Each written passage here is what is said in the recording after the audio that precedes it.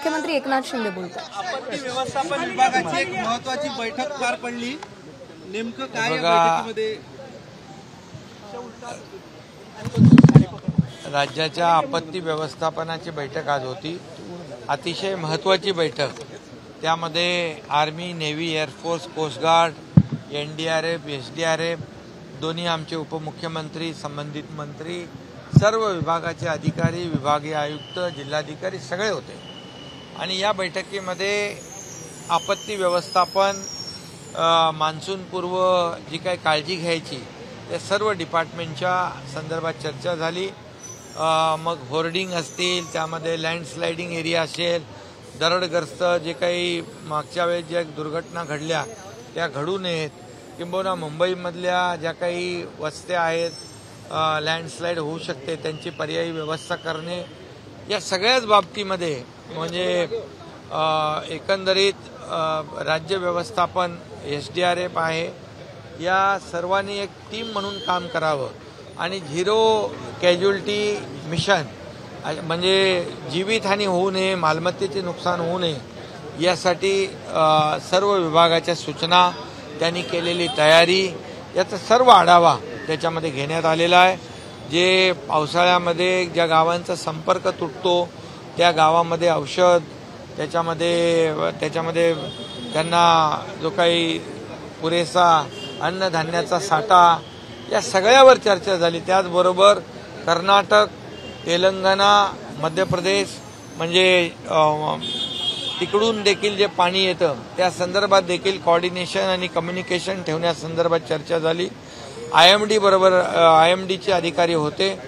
एखादा अलर्ट आला तर तो सगळ्यांना त्याच्यामध्ये सूचना अगोदर मिळणं आणि त्यांच्यामध्ये जनजागृती करणं या संदर्भात देखील, जेणेकरून लोकांना या येणाऱ्या संकटाची माहिती देणं या संदर्भात सगळी एकंदरीत चर्चा होऊन या पावसाळ्यामध्ये, यावेळेस पाऊस भरपूर आहे, सुदैवाने चांगला पाऊस आहे, आणि या पावसाची जी काही तयारी आहे, मग रस्त्यावरचे खड्डे असतील,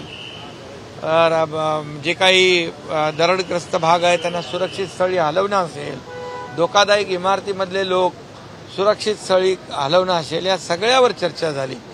साथीचे आजार असतील त्याच्यावर चर्चा झाली आणि एकंदर आज 3 विषयावर चर्चा झाली। एकीकडे आपण जिकडे काही जिल्ह्यामध्ये दुष्काळ आहे, मराठवाड्यामध्ये, तिथे पिण्याच्या टँकरचा विषय, चाऱ्याचा विषय, जनावरांच्या पिण्याच्या पाण्याचा विषय यावर देखील चर्चा झाली। दुसरीकडे अवकाळी अतिवृष्टी, गारपीट याच्यावर देखील मदत आणि पंचनाम्याच्यावर चर्चा झाली।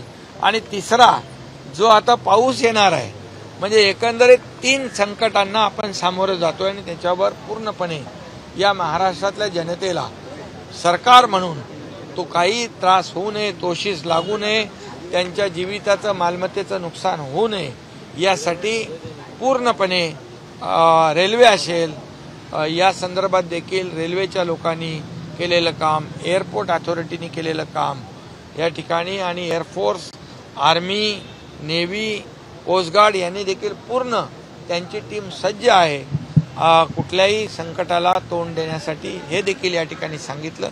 त्यामुळे पूर्ण ही अतिशय महत्त्वाची बैठक आज पार पाडली आणि या बैठकीमध्ये झालेल्या चर्चेनुसार ही सगळी अंमलबजावणी होईल आणि पूर्णपणे हा पावसाळ्यामध्ये कुठेही काही आपत्ती, संकट येणार नाही अशा प्रकारची तयारी, नियोजन केलेलं आहे। ठाणे महानगरपालिकेप्रमाणे मुंबई महानगरपालिकेमध्ये ठाणे महापालिकेप्रमाणे TDRF त्यांनी तयार केलेला आहे।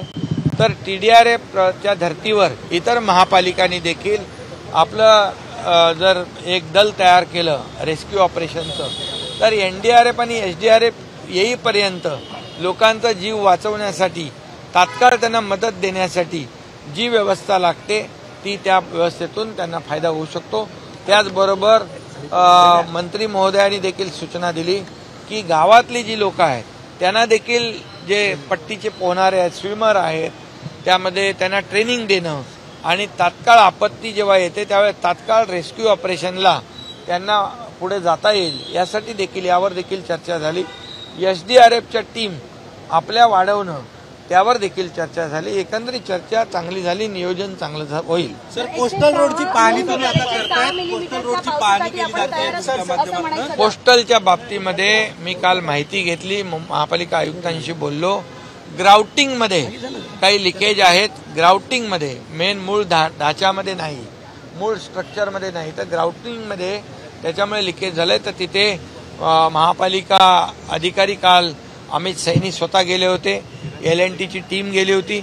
आता देखील सगळे एक्सपर्ट जे आहेत, टेक्निकल एक्सपर्ट, ते त्या ठिकाणी आहेत आणि यातून त्यामध्ये जी दुरुस्ती करायची आहे, जी परमनंट दुरुस्ती असली पाहिजे, टेम्पररी असता कामा नये, अशा सूचना मी त्यांना दिलेल्या आहेत। पावसाळ्याच्या काळामध्ये महाराष्ट्रामध्ये कोणत्याही प्रकारची आपत्ती उद्भवली तर त्याचं निवारण कसं करायचं या संदर्भात आढावा घेतल्याचं मुख्यमंत्र्यांनी सांगितलंय।